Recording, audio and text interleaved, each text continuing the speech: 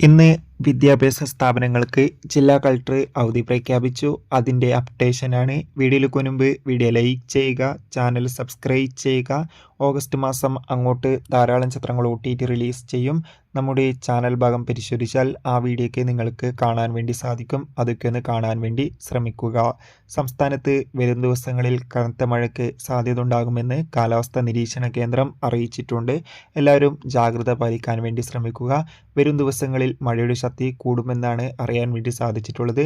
അതോടുകൂടി ഇപ്പോൾ കനത്ത മഴയെ തുടർന്ന് ഈ ജില്ലയിലെ വിദ്യാഭ്യാസ സ്ഥാപനങ്ങൾക്ക് ഇപ്പോൾ ജില്ലാ കളക്ടർ അവധി പ്രഖ്യാപിച്ചിട്ടുണ്ട്.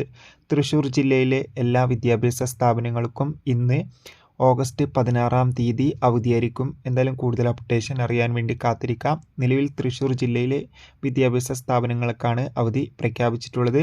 വരും ദിവസങ്ങളിൽ മഴയുടെ ശക്തി കൂടുമെന്നും അറിയാൻ വേണ്ടി സാധിച്ചിട്ടുണ്ട്. കാത്തിരിക്കാം. ബൈ.